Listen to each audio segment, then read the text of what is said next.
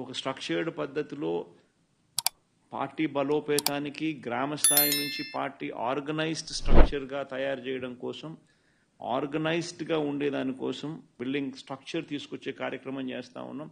ఆ దిశగా అడుగులు సీరియస్గా వేస్తూ ఉన్నాం. ఇప్పటికీ 4 నెలలు అయిపోయింది. ఇప్పటికే ప్రభుత్వం మీద వ్యతిరేకత గమనిస్తూనే ఉన్నాం. ఒక పక్క సూపర్ 6లు లేవు, ఒక పక్క సూపర్ 7లు లేవు, ఒక పక్క అబద్ధాలు అనేది మోసం కింద కన్వర్ట్ అయిపోయింది. మోసం కింద కన్వర్ట్ అయింది, కోపం కింద కన్వర్ట్ అవుతుంది ప్రజల్లో. అన్ని విషయాలలోనూ ఈ ప్రభుత్వం పూర్తిగా అన్ని రకాలుగాను ఇదే రకమైన కొలాప్స్ అయ్యే పరిస్థితులకే పాలన ఉంది. స్కూళ్ళు పోయినాయి, ఫీజు రీయింబర్స్మెంట్లు పోయినాయి, హాస్పిటళ్ళు పోయినాయి, ఆరోగ్యశ్రీలు పోయినాయి, ఆరోగ్య ఆశ్రయాలు పోయినాయి, డోర్ డెలివరీ పోయింది, జన్మభూమి కమిటీలు వచ్చినాయి. సో ఎన్ని కనిపిస్తా ఉన్నాయండి. చదువులు లేవు, చదువులు పోయినాయి, వ్యవసాయం పోయింది, పెట్టుబడి సాయం పోయింది, ఫ్రీ ఇన్సూరెన్స్ పోయింది, ఆర్బీకేలు పోయినాయి, అన్నీ పోయినాయి. పూర్తిగా గవర్నెన్స్ అంటే ఏదైతే మార్గదర్శకంగా రోల్ మోడల్గా నిలబడాల్సిన రంగాలు వ్యవసాయము, చదువులు, వైద్యము, 3 రంగాలు తిరోగమనమే. గవర్నెన్స్ అనేది లేదు.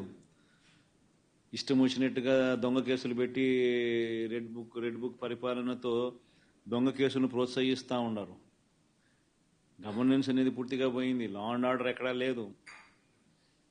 డోర్ డెలివరీ అనేది గాలికి ఎగిరిపోయింది. ఇంతకుముందు పారదర్శకతంగా ఇచ్చే పరిస్థితి ఈరోజు పారదర్శకత అనే పదం లేక ఈరోజు విజయవాడలో కనీసం ఫ్లడ్ ఎన్యూమరేషన్ చేయలేని పరిస్థితి. ఇన్ని ఇళ్ళు మునిగినాయి, ఈ మునిగిపోయిన ప్రతి ఇంటికి సహాయం చేయాలనుకుంటే కనీసం ఆ ఇళ్ళకు కూడా సహాయం చేయలేని పరిస్థితి. ఇప్పుడు కలెక్టర్ల దగ్గర చుట్టుముడుతున్నారు ప్రజలు. అంటే ఒక ట్రాన్స్పరెన్సీ లేదు, ఒక పారదర్శకత లేదు. కొందరికే నచ్చినోనికే ఇయ్యాలనుకుంటే ఇస్తారు. ఇవన్నీ స్టార్ట్ అయిపోయినాయి. 4 నెలలకే ప్రభుత్వం మీద వ్యతిరేకత అన్నది తారాస్థాయికి వెళ్ళిపోయి, ఏ తారాస్థాయికి వెళ్ళిపోయిందనంటే వాళ్ళకు కూడా అది అర్థమయ్యి టాపిక్లు డైవర్ట్ చేసేందుకు కొత్త టాపిక్లు తీసుకొస్తా ఉన్నారు. పార్టీ కోసం ఎవరైతే పనిచేసినారో, పార్టీ కోసం ఎవరైతే కష్టపడినారో, పార్టీ కోసం ఎవరైతే నష్టపోయినారో వీళ్ళే ఆ బాధ్యతల్లో ఉంటారు. సో పార్టీ అనేది మనది అనేది మనం అందరం కూడా కలిసికట్టుగా ఓనర్షిప్ తీసుకోవాలి. ఆ ఫైర్ అనేది రావాలా. పార్టీని దేశంలో ఏ పార్టీ లేనంత ఇంత బలంగా ఈ పార్టీని చేయాలని చెప్పి దృఢ సంకల్పంతో నిర్ణయం తీసుకొని అడుగులు వేస్తాను కదా నేను. అందుకని అడుగులు వేస్తాను. కేవలం ఎన్నికలు అయిపోయి 4 నెలలు కూడా కాల, 4 నెలలు అయింది.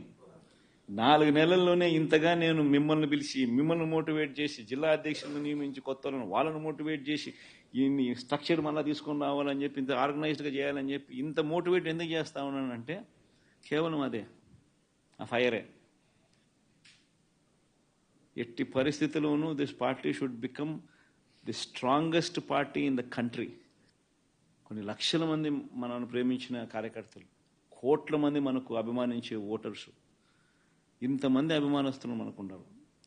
వీళ్ళందరి కోసం మనం నిలబడాల్సిన అవసరం ఉంది. వీళ్ళందరికీ మంచి చేయాలని అంటే మనం ఆ సీట్లో ఉండగలిగితేనే మంచి చేయగలుగుతాం. దానికోసం అని చెప్పి మనం గట్టిగా యుద్ధం చేయాల్సి వస్తూ ఉంటుంది. ఖచ్చితంగా గుర్తుపెట్టుకుంటాం.